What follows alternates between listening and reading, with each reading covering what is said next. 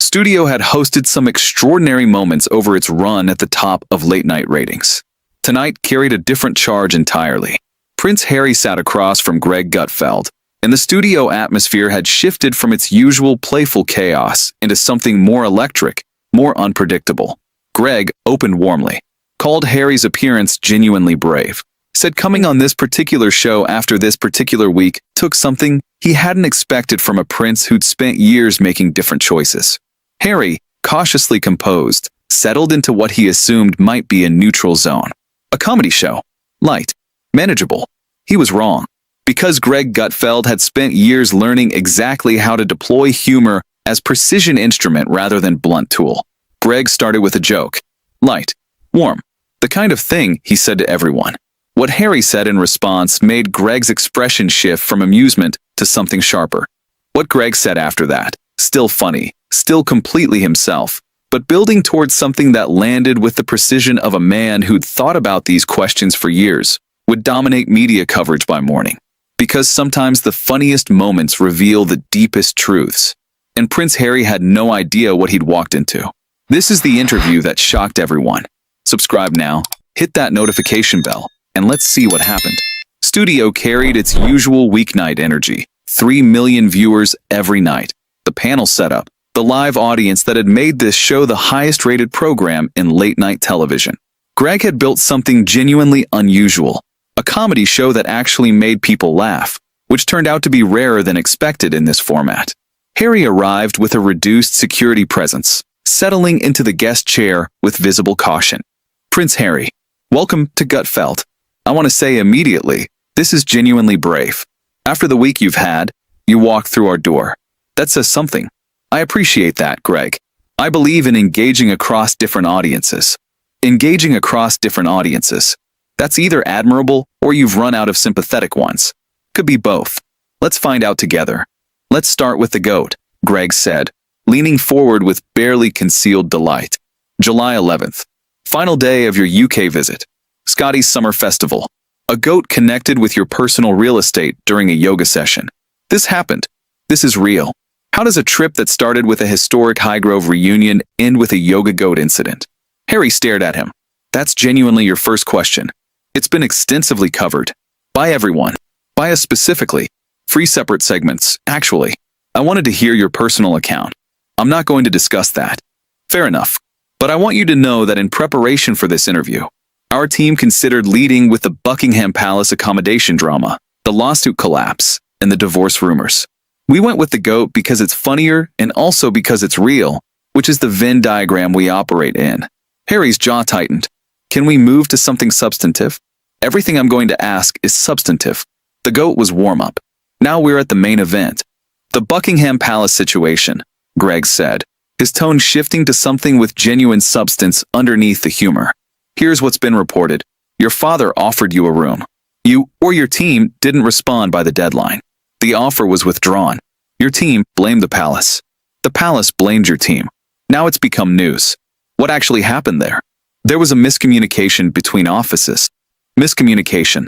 That's a generous word for what sources described as a public back and forth that turned a private family matter into a news story.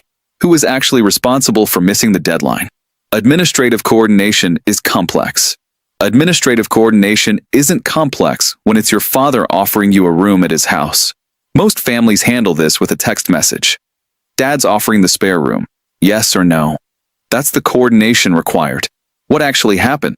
I won't detail private communications. Your team detailed them publicly, which is why we're discussing it. The detailing happened.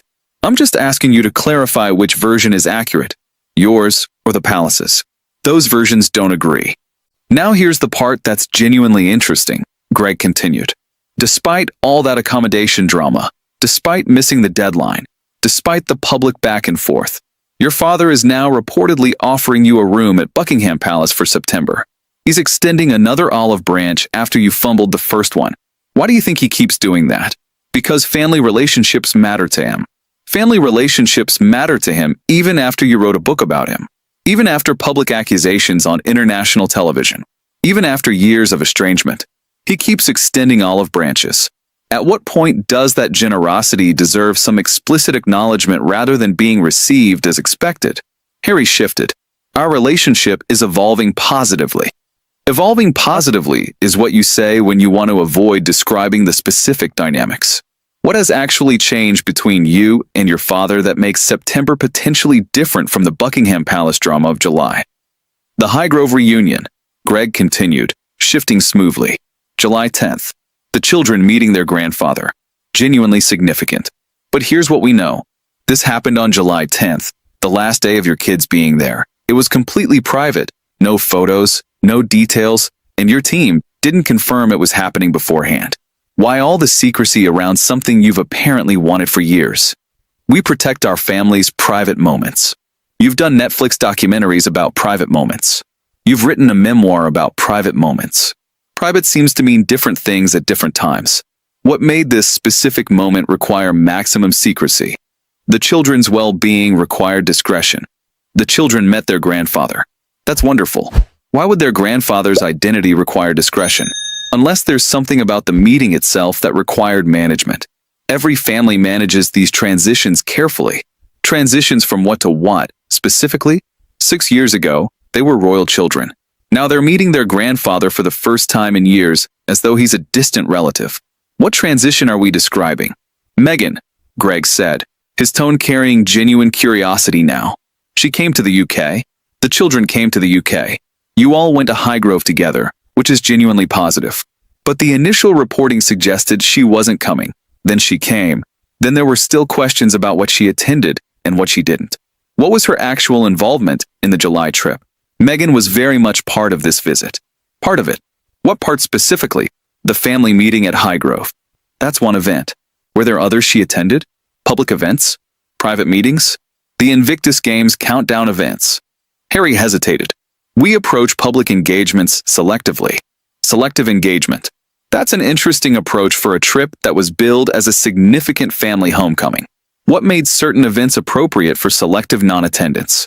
William, Greg said, moving to the most obviously charged topic. No contact during the entire visit. No meeting. No communication that's been publicly acknowledged. Sources say he and Kate were kept in the dark about the Highgrove reunion. What's actually happening with your brother? Our relationship is complicated. On a scale of 1 to I wrote a detailed book about him, including a physical altercation, and now we don't speak. Where does your current relationship sit? I'm not going to characterize it on a comedy show. You characterized it in a book with a significant marketing budget and global distribution. The characterization happened. I'm asking for the update. Harry grabbed his water. We're focused on forward progress.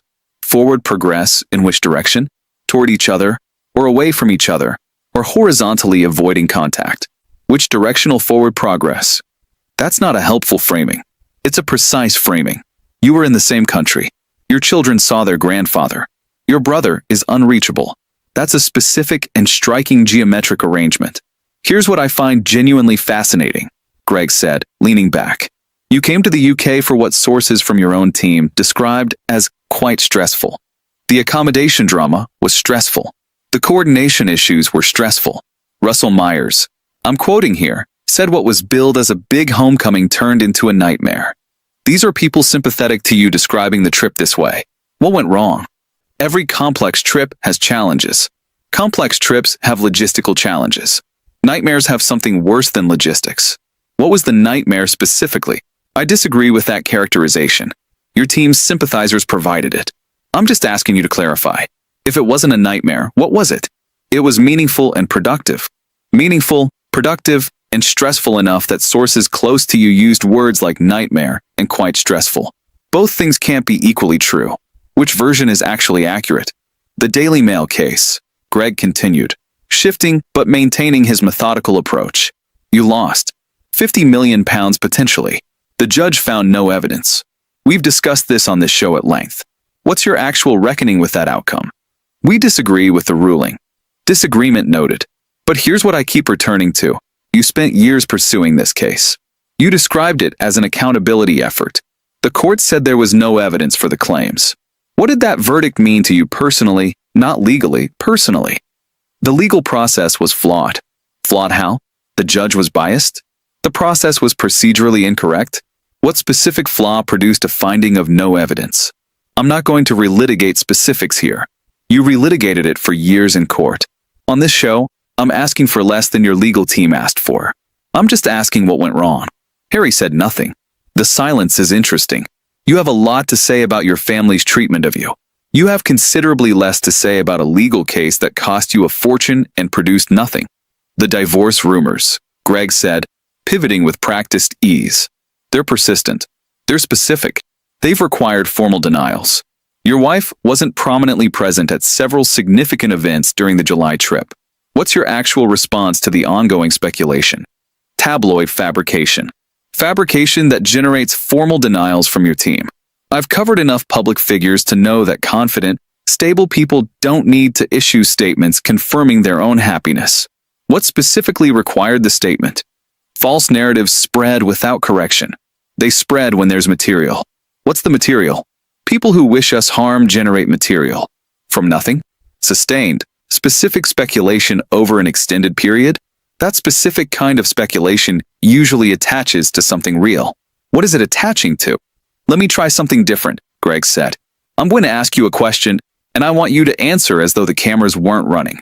As though this was just two people having an honest conversation. Ready? Harry looked wary. That depends on the question. What do you actually want? Not for your foundation. Not for Invictus. Not for some systemic change framework. What do you, Harry, the person, actually want your life to look like 5 years from now? Silence stretched. That's what I thought. You can describe systemic change for 20 minutes. You can describe institutional failures for an hour. But what you want personally, what a happy version of your future looks like, you can't access it. My personal goals are private. Your personal grievances aren't, though. You've published them extensively. Why is the positive version of your future private, while the complaints are public? I want to say something about this show specifically, Harry said, his composure cracking. You've built an audience by treating my family as entertainment content. That's not journalism. That's exploitation. Greg's expression remained warm, but entirely unmoved. We've built an audience by discussing public figures making public choices and generating public consequences. That's not exploitation. That's commentary. Everything we've discussed tonight, you either caused directly or it was caused by the publicly documented choices of people around you. The Buckingham Palace drama was public. The lawsuit outcome was public. The GOAT was very public. The framing on this show is consistently hostile. The framing reflects documented reality. If documented reality looks hostile, that's an interesting observation about documented reality, not about our framing. You use humor to make serious situations seem trivial. We use humor to make serious situations accessible. There's a difference. And honestly, the GOAT situation wasn't made trivial by our coverage. It was inherently something. We just noticed. This entire experience has been exactly what I expected from this network, Harry said, standing up slightly. Then why come? Greg asked, genuinely curious. Seriously, if you expected this, you had that information before you arrived. What outcome were you actually hoping for by walking through that door? To speak directly to a different audience. About what, though? Because in 45 minutes, you haven't said anything specific about anything. You haven't explained the Buckingham Palace timeline. You haven't explained Meghan's travel during the trip. You haven't explained what went wrong with the lawsuit. You haven't explained William. What were you going to tell this different audience that you haven't actually told them? This format doesn't allow for genuine depth. This format allows for whatever depth you bring to it. Kat and Tyrus have said more revealing things in single sentences than you've said in almost an hour. The format isn't the limitation here. I won't continue sitting here being used as content, Harry said, grabbing his jacket. You are content, Greg said, entirely calm. You made yourself content. Books, documentaries, Oprah interview, Netflix series. You didn't accidentally become content. You chose to become content, extensively and lucratively. What you object to isn't being content. You object to content that isn't controlled by you. That's a different complaint. Harry moved toward the exit. You'll keep doing this show regardless of tonight. We'll keep doing this show as long as there are documented, interesting, publicly generated events to discuss. You've been remarkably consistent in generating those. We appreciate it, genuinely. History will decide who was right here. History will note that a prince came onto a comedy show couldn't answer specific questions about his own documented week, made a general complaint about the show's existence rather than disputing any specific factual claim, and then left. History will also note that in September, he's apparently going to Buckingham Palace, which raises interesting questions about the arc of this entire situation. We'll be discussing those questions, probably with jokes. Harry left. The studio door closed. Greg turned to his panel with that particular expression, amused, energized, entirely at ease. Well, the GOAT question really bothered him. Kat shook her head. He came prepared for the wrong interview entirely. He came prepared for questions he could deflect. What he got was questions he couldn't deflect plus jokes that made the inability to deflect more visible. That combination is harder to manage than simple hostility. Tyrus nodded. The silence on what he actually wants was the most revealing thing. Always is, Greg said. People who've built their identity around grievance can describe what wronged them indefinitely. What they want their life to look like, what the positive version is, they can't access it. Because the grievance has become the identity. Remove it, and there's nothing to replace it with. Here's what I want to be clear about, Greg said, addressing the camera directly. We called his appearance brave because it genuinely was. Coming onto this show after that specific week, Buckingham Palace drama, lawsuit loss, the whole situation, took something. Most people in his position would have booked somewhere safer. He paused. But bravery in showing up requires bravery in actually engaging.